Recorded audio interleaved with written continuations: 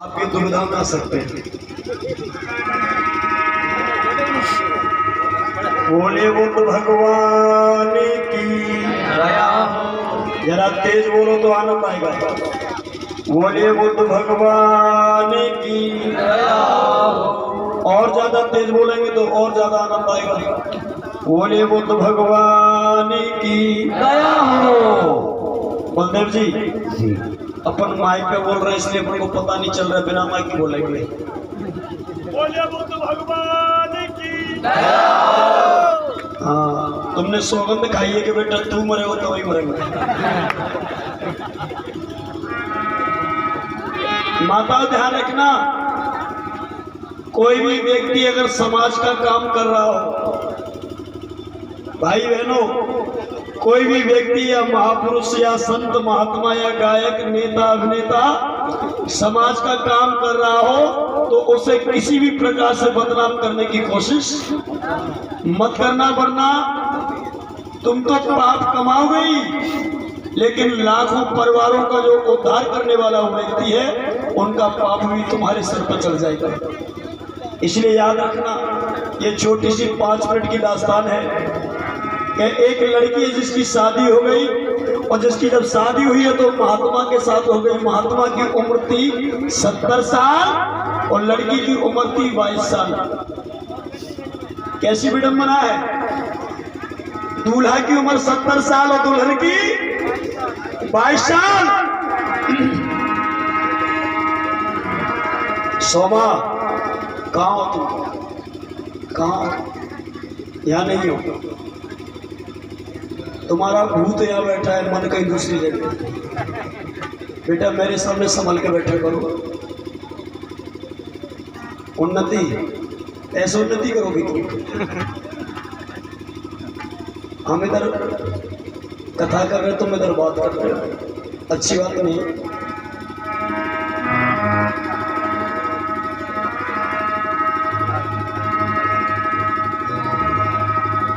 भगवान बुद्ध के जीवन की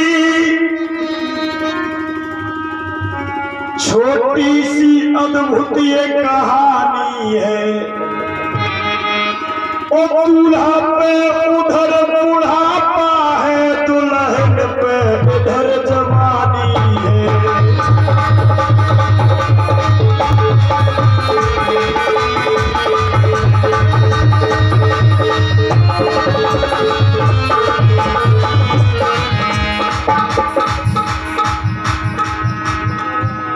दूल्हा पे उधर बुढ़ापा है, दुल्हन पे इधर जवानी है।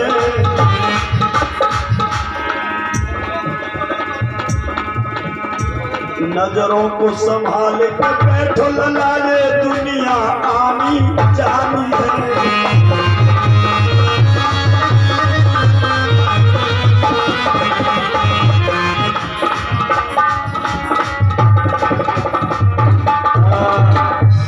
मणिभद्र नाम के एक ब्राह्मण गुरु हुआ करते, मणिभद्र नाम के।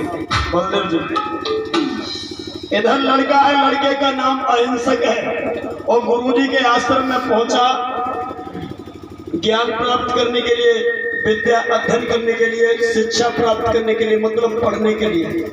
उधर क्या हुआ है, गुरुजी के आश्रम में ब्राह्मणों के लड़के भी पढ़ा करते थे। इधर यह अहिंसक पहुंचा है। जब ये पढ़ने में ज्यादा होशियार हो गया तो ब्राह्मणों के लड़कों को इस लड़के से दुश्मनी हो गई।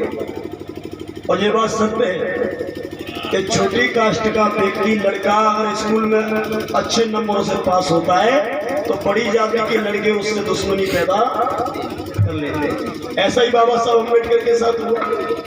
जब बाबा साहब अच्छे नंबरों से पास होते तो अदर कास्ट के लड़के बाबा साहब से दुश्मनी करते थे। 3 टोली बनाई और 3 टोली में कहने लगे, गुरुजी हाँ तुम्हें पता नहीं है क्या कि तुम्हारी पत्नी हमारी गुरु माता पे जवानी हो, तुम बूढ़े हो।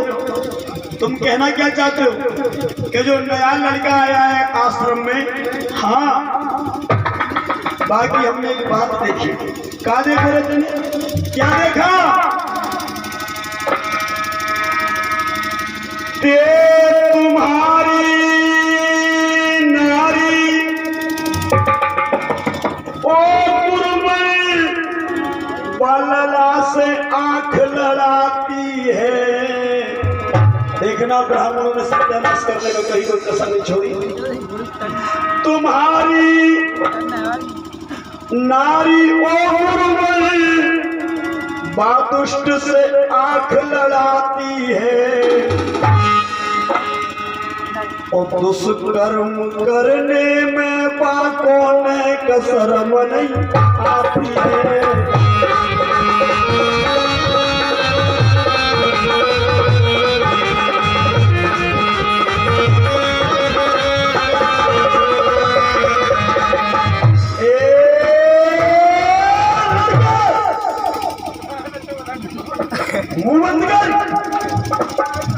नहीं गुरु जी, हम सत्य बोल रहे हैं।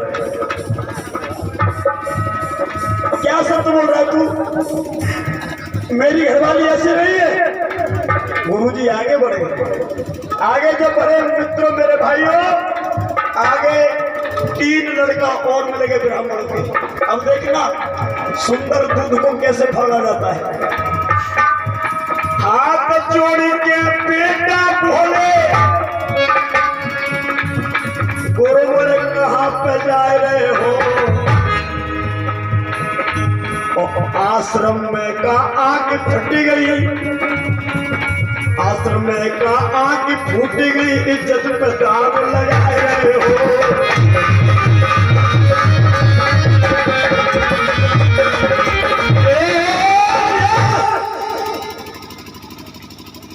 मुंह बंद कर, क्या बकवास कर रहा है?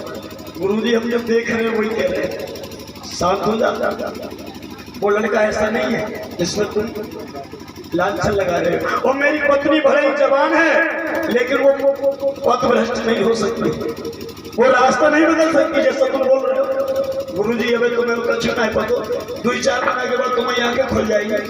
गुरुजी ने बोला के बड़ी बड़ी सारी टोली मिलेगी, 3 लड़का और खड़ी।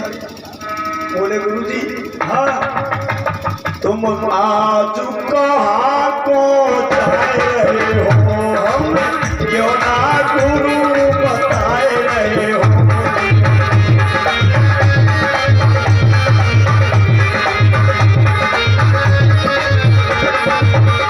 लेकिन तुम क्या करोगे? गुरुजी हाँ, जो लड़का आश्रम में आओ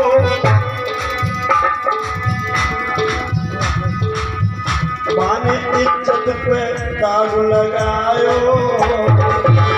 किसकी इज्जत पे? तुम्हारी पे। कैसे? तुम्हारी पत्नी को गुरुजी पाने दिल भरवाओ।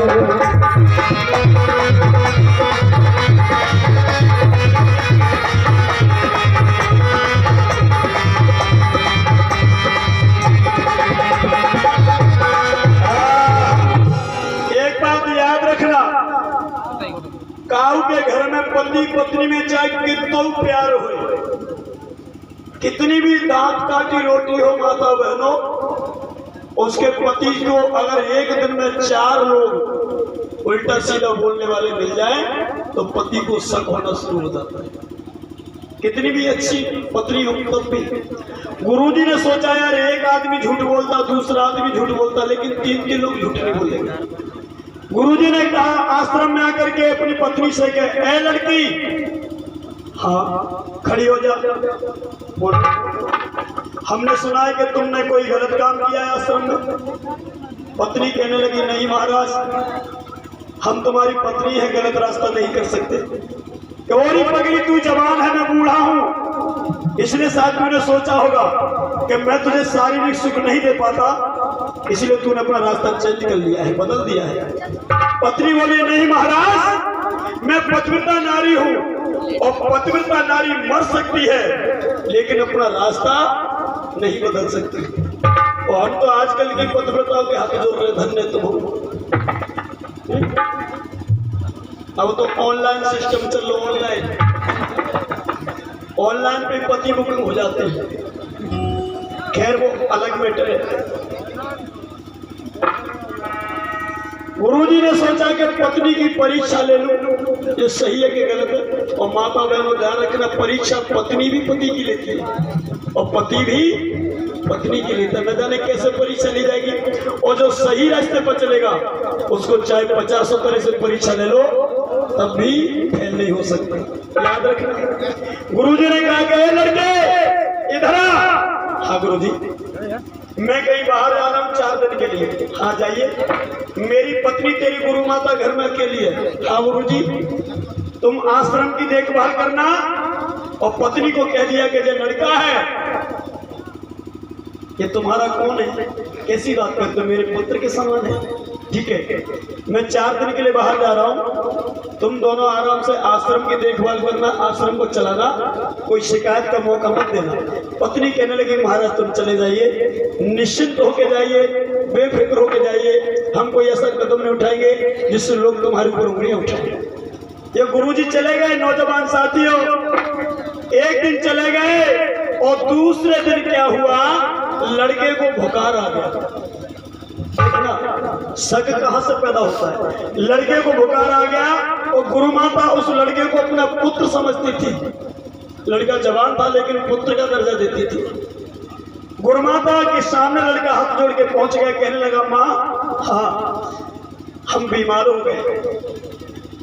गुरु माता कहने लगी इधर क्या हो गया तेरे को। मैया बहुत तेज सिर में दर्द हो रहा है, हाथ पैरों में दर्द हो रहा है, पूरा शरीर तप रहा है। वो गुरु माता कहने लगी मणिभद्र की पत्नी इधर आ। और पालती मार के मैया बैठ गई और वह लड़का को सिर को मुड़ वाले अपनी पालती की जगह पे रख लो। माँ बच्चों को कहीं पे भी लिटा लेती है, ऐसे लिटाए लाओ। और लड़ा की सिर ऐसे दबाने लगी और धीरे धीरे करके उसके माथे पे चुम्बन लेने लगी, क्योंकि माँ बच्चे को प्यार अच्छे से करती है, कहीं भी चूम लेती है। ध्यान रखना, ये माँ बच्चे को हाथ पैर दबा रही है, सिर को दबा रही है और गोदी में बच्चा लेटा है। जैसे ही इस लड़की ने उसके माथे का चुम्बन लिया वैसे ही गुरु मणिभद्र का आना हो गया। खिड़की में से देखा तो लड़का गोदी में लेटा है और माँ अपने पुत्र को चुम्बन लेके प्रेम कर रही है। और क्या, मणिभद्र के शरीर में करंट दौड़ गया, आग उगला हो गया और अंदर बोला, आकर के बोला लड़की हरामजादी, हम जानते थे कि हमारे ऊपर बुढ़ापा है और तुम जवान हो, और हम ये भी जानते थे कि एक दिन तुम जरूर किसी जवान लड़के की तलाश करके हमें धोखा दोगी। पत्नी खड़ी होगी, कहने लगी नहीं महाराज, आपने जो देखा है वो सर्व झूठ है। मणिभद्र कहने लगे ओ नौटंकीबाज। दूसरे जब कह रहे थे तो मुझे भरोसा नहीं हुआ, लेकिन आज मैंने अपनी आंखों से देख लिया। हरामजादी बेहया, तू अपने प्रीतम प्यारे छैला को अपनी जगह पे लिटाए है और उसको माथे पे चुम्बन चल रही है, उसको आलिंगन कर रही है, प्रेम कर रही है और हमें नौटंकीबाज बता रही है। हाथ जोड़ के कहने लगी नहीं महाराज, हमें माफ कर दो। आप जो सोच रहे हो वो नहीं है। क्या सोच रहा हूं मैं? राजा चाहे जैसे अजब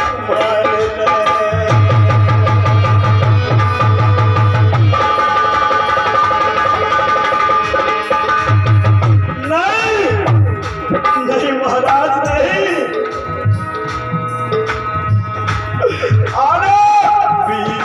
चाहे जैसे अजब मारे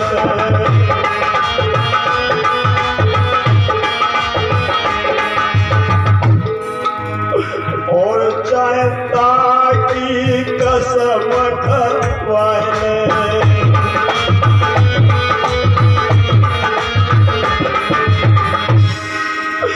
और मोए गंगा में तू नवाए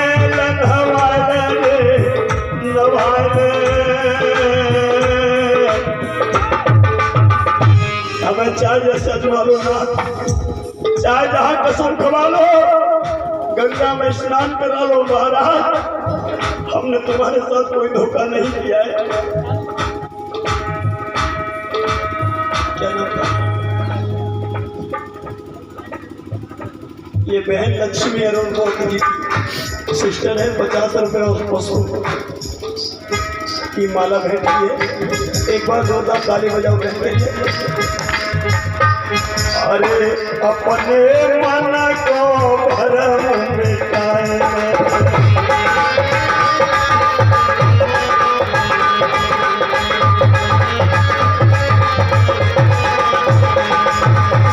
मिटा लो। हाँ मिटा लो। तू बता मुझे प्यार करती है किस लड़के को करती है? गुरु माता कहने लगी महाराज कैसी बातें कर रहे हो? अरे हम प्यार तो तुम्हें करते हैं, उस लड़के से क्या करती है? किसको हम प्रेम करते हैं। याद रखना, प्रेम और प्यार में बहुत अंतर होता है। प्रेम और प्यार, मोहब्बत और आशिकी, इन चारों में बहुत अंतर है। लेकिन समझने वाले समझते, ना समझने वाले नहीं समझते हैं। और ये हमसे क्या करती है? जब तुमसे प्यार करते हैं, उस लड़के से क्या करती है? कैसे हम प्रेम करते हैं। हमसे क्या करती है? कि तुमसे मोहब्बत करते हैं। उस लड़के से क्या करती है? कि इसकी इज्जत करते हैं। जोरदार तालियां बजाओ उस बेटी के लिए जिसने प्रेम और प्यार का बड़ा सुंदर खंडन किया है। मणिभद्र गुरु की भैया नाय बात समझ में आई है। बेटा को आजुबा गुरुवर ने ऐसी सजा सुनाई है।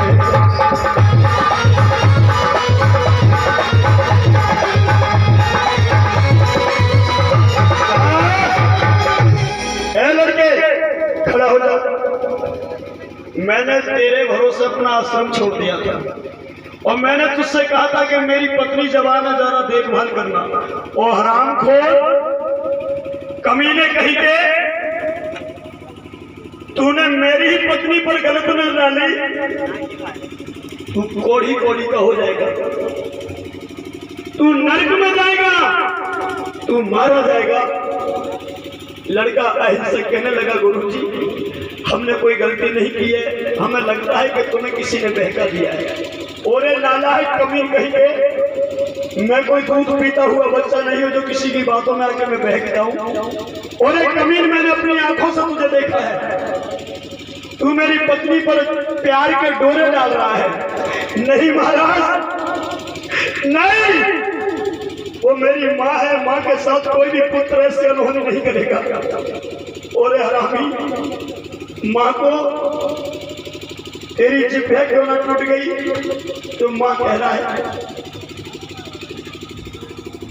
रघुवीर जी कहाँ के?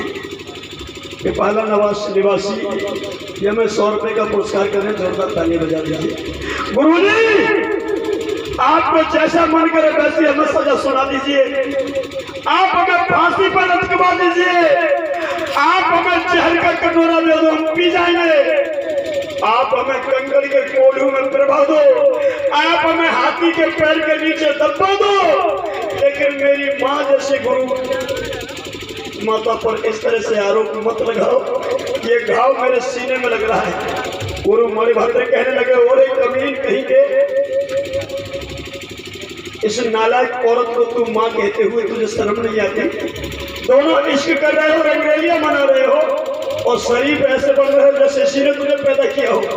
लड़का कहने लगा, महाराज हमें पता है कि अच्छा वाला दूध फट चुका है, और एक बार दूध फट गया वो दोबारा दूध नहीं बनता। हम जानते हैं, आदेश करिए, जैसा आप कहोगे हम वैसा ही करेंगे। लेकिन माँ के लांछन को मचा के छोड़ेंगे। माँ के ऊपर जो आरोप लगाया है, हमारे चरित्र पर जो तुमने आरोप लगाया है, हम उसे मिटा के रहेंगे। गुरु मणिभद्र कहने लगे, लड़के एक काम कर दे, देखना मेरे भाइयों, अच्छे भले परिवार को अगर मिटाना हो तो बस उस परिवार के बीच में दरार पैदा कर दो, गलतफहमी पैदा कर दो, अच्छा भला परिवार बोलते भैया मिट जाता है। और यही हुआ। उस लड़के को सजा सुनाई गुरु मणिभद्र ने। क्या सजा सुनाई? वो हम तो ऐसे कह रहे कि ऐसे ब्राह्मण को सबका नाश हो जाए जो दूसरे के घर में टाइम बचे। और ब्राह्मण ही नहीं, चाहे कोई भी हो, किसी भी जाति का हो, अगर दूसरे के परिवार को मिटाता है उसका सत्यानाश होना चाहिए, उसको खंड खंड का होना चाहिए, उसके जीते जी उसके शरीर में कीड़े पड़ना चाहिए जो दूसरे के परिवार को मिटाता है। याद रखना, आज मणिभद्र गुरु ने कह दिया लड़के, हाँ एक काम करना। क्या?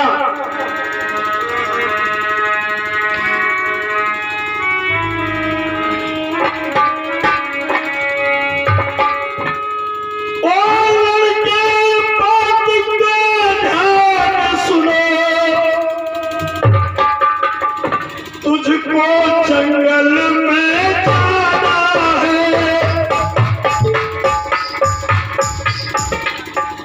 तुझको जंगल में जाना है, और 1000 मानवों का वध करके तुझे आना है।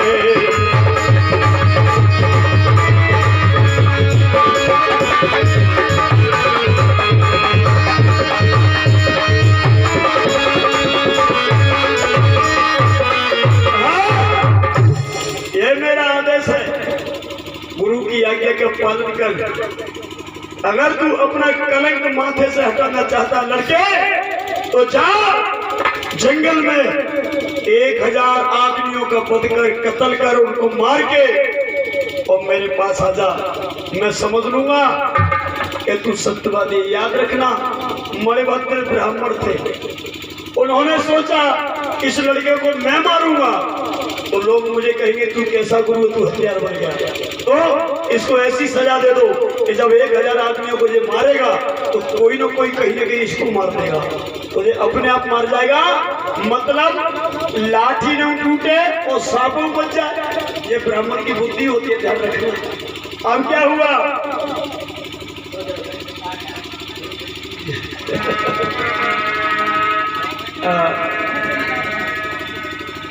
विवेक बलदेव भैया के साथ चले जाते। नहीं, या कोई भी एक भैया चले जाते, कोई भी चले जाते। कभी भी एक बात और बता दूं, कोई भी कलाकार हो हमारे समाज का जो मूवमेंट का काम करता है, अगर मंच को छोड़ के 2 मिनट के लिए भी कहीं जाए आगे पीछे इधर उधर, उसके साथ जाना जरूर, एक व्यक्ति जाना जरूर, क्योंकि हमारे कलाकारों के साथ पता नहीं कहाँ होता है। इसलिए मैं कहता हूँ कि कोई व्यक्ति जरूर जाए। हम दोनों भैया भी जा रहे थे, अकेले नहीं जा रहे थे। हमेशा कलाकार के साथ जाइए, क्योंकि अच्छे कलाकारों पर दुश्मनों की नजर होती है और छोटे मोटे कलाकारों पर कोई नजर नहीं होती, क्योंकि सबसे ज्यादा अगर कोई नुकसान उनको पहुंचा रहा है हिंदूवाद को, तो अम्बेडकरवादी जो सच्चा कलाकार है वही पहुंचा रहा है। वरना बहुत ऐसे कलाकार हैं जो लीपा पोती करके चले जाते हैं, पैसा लेके चले जाते हैं, उनको परिवर्तन से कोई मतलब नहीं है। क्षमा चाहता हूं। आज लड़के को आदेश दिया और लड़का उसको छोड़ करके मणिभद्र के आश्रम को आज जंगल की तरफ कूद गया है। और जंगल में जो है, जिस जंगल में जा रहा है उस जंगल का नाम जालिनी वन है। अवधेश भैया, उस जंगल का नाम जालिनी वन है, जालिनी। अब ये लड़का गया,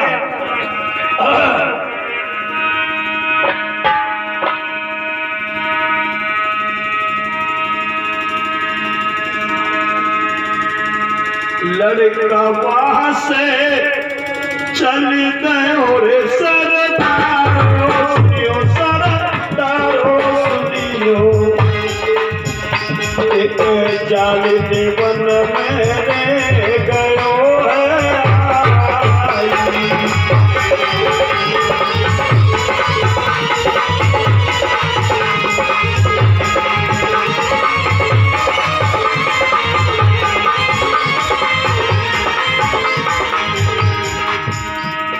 ठीक है, हारमोनियम की आवाज बढ़ा दो।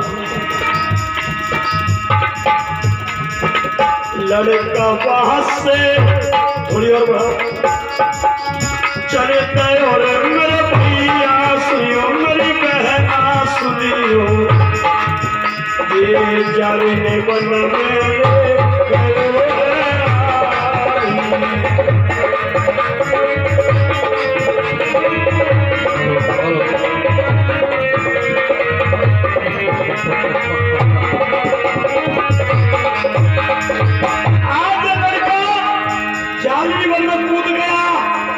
डाकू बन गया, खूंखार डाकू बन गया।